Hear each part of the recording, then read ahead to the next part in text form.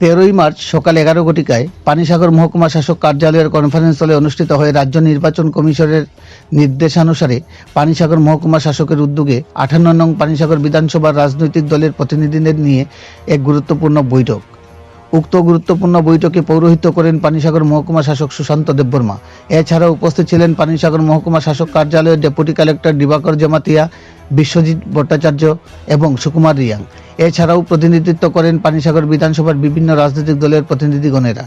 এতে শাসক দল বিজেপির দলীয় প্রতিনিধি হিসেবে উপস্থিত ছিলেন ধনঞ্জয় দাস, সিপিআইএম দলীয় প্রতিনিধি হিসাবে উপস্থিত ছিলেন শীতল দাস এবং শুভেন্দু দাস। কংগ্রেস দলীয় প্রতিনিধি হিসাবে উপস্থিত ছিলেন মদন মোহন দেবনাথ। ত্রিপুরামতা দলীয় প্রতিনিধি হিসাবে উপস্থিত ছিলেন জয়চুং হালাম। রাজ্য নির্বাচন কমিশন কর্তৃক পুরাতন নির্বাচনী আচরণবিধির সহিত নতুন নতুন আচরণবিধি আরোপের পরিপ্রেক্ষিতে প্রতিটি বিধানসভার প্রতি রাজনৈতিক দলের প্রতিনিধিদের নিত্য নতুন আইন কিংবা প্রোটোকলের জানান দিতেই আয়োজন এই ধরনের গুরুত্বপূর্ণ বৈঠক বলে জানান মহকুমা শাসক সুশান্ত দেববর্মা। যদিও রাজ্য বিধানসভা কিংবা লোকসভা নির্বাচন অনেক দেরি, তথাপিও রাজ্য জুড়ে প্রতিটি রাজনৈতিক দলকে রাজ্য নির্বাচন কমিশন দপ্তর কর্তৃক আগাম নির্বাচনী আচরণবিধি নিয়ে সচেতনতামূলক কর্মশালার মাধ্যমে সচেতন করা হচ্ছে, যাতে করে প্রতিটি শাসক দল নিজ নিজ রাজনৈতিক প্রচারণার সাথে সাথে নির্বাচন আচরণবিধিগুলো নিয়ে নতুন কিংবা পুরাতন ভোটারদের আগাম অবগত করতে পারে। এতে করে রাজনৈতিক প্রচারের পাশাপাশি নির্বাচনী প্রোটোকল নিয়েও সাধারণ ভোটাররা উপকৃত হবেন। নতুবা রাজ্য নির্বাচন কমিশন নিত্য নতুন প্রোটোকলকে মান্যতা দিতে গিয়ে নতুন কিংবা পুরাতন ভোটারদের বিষয় সমস্যায় পড়তে হবে। রাজ্য নির্বাচন কমিশনের জারি করা প্রোটোকল অনুযায়ী নতুন নতুন প্রসক্রিপটিভ ভোটাররা বর্তমানে 17 বছর পূর্ণ হলে নিজ নিজ নির্বাচন আধিকারিকের নিকট ভোটাধিকার প্রয়োগের জন্য আবেদন করতে পারবে। তবে নির্বাচন কমিশনের প্রোটোকল অনুযায়ী বিএলও কিংবা রাজনৈতিক দলের বিএলএদের নতুন ভোটারদের নাম নথিভুক্ত করতে গিয়ে নব্য ভোটারদের নাম ঠিকানা সহিত বানান সহ নির্ভুল এবং সঠিক নাম ঠিকানা পূরণ করতে পরামর্শ প্রদান করেন মহকুমা শাসক সুশান্ত দেববর্মা। মহকুমা শাসকের দীর্ঘ আলোচনার পর আলোচনায় অংশগ্রহণ করেন পানিসাগর বিধানসভায় উপস্থিত সকল রাজনৈতিক দলের প্রতিনিধিগণ। তবে বিশেষ করে পানিসাগর বিধানসভার প্রত্যন্ত অঞ্চল কিংবা জনজাতি অধ্যুষিত অঞ্চলগুলোতে নির্বাচন কমিশনের জারি করা নিত্য নতুন আচরণবিধি লাগু করতে সকল রাজনৈতিক দলের প্রতিনিধিদের এক ধৈর্যশীল হয়ে গুরুত্বপূর্ণ ভূমিকা পালন করতে আহ্বান জানানো হয়। পরিশেষে আলোচনা পাল্টা আলোচনা ক্রমে উভয় রাজনৈতিক দলের প্রতিনিধিরা রাজ্য নির্বাচন কমিশনে লাগু করা নিত্য নতুন প্রোটোকল নিয়ে অবগত হওয়ার জন্য নির্বাচন কমিশন সহ পানিসাগর মহকুমা শাসককে ধন্যবাদ জ্ঞাপন করেন উভয় রাজনৈতিক দলের প্রতিনিধিরা। পানিসাগর প্রতিনিধির রিপোর্ট, শ্যামলী ত্রিপুরা। কোনো পলিটিক্যাল পার্টি রিপ্রেজেন্টেটিভের কাছে যদি কিছু মনে হয় যে ওই জায়গাটাতে কোনো একটা প্রপোজাল রাখতে লাগে, ওই জায়গাটাতে কিছু একটা একটু সংশোধন করতে লাগে বা এটাতে এমনইলে ভালো হইব, তাও আপনারা রাখতে পারেন। আমাদের এই মিটিং এর মাধ্যমে, মিটিং মিনিটস এর মাধ্যমে আমরা এই জিনিসটা নিয়ে আমাদের যে ডিস্ট্রিক্ট ইলেকশন অফিসার যে আছেন উনার টেবিলে নিয়ে আমরা দেখেন এবার উনার তরফ থেকে উনি কিভাবে আমাদেরকে ইনস্ট্রাকশন দিবেন নাকি সিইউ লেভেলে এটারে কমিউনিকেট করবেন, ওটা উনার কোর্টে থাকবে।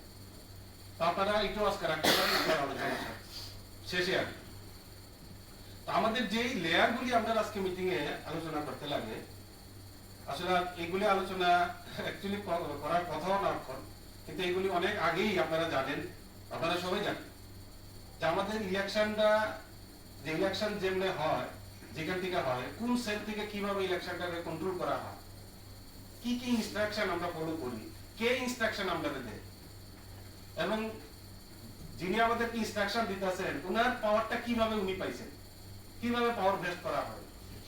তাহলে আমরা সর্বপ্রথম আমরা দেখতে লাগে আমরা টোটাল ইলেকশন যে প্রসেসটা, এটা হলো আমাদের প্রথমেই আমাদের নির্ভর যাইতে লাগবে আমাদের ইন্ডিয়ান কনস্টিটিউশন, যে কনস্টিটিউশন অফ ইন্ডিয়া যেটা আছে এটার উপরে।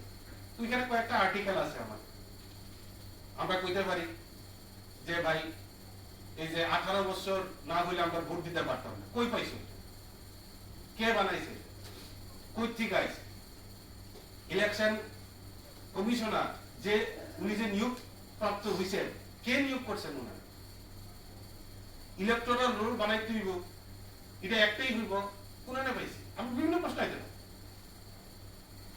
তো আমরা প্রথমেই যাইতে হইব যেটা article 324 of constitution of India. Article 324 এ 324 6টা ক্লজ আছে।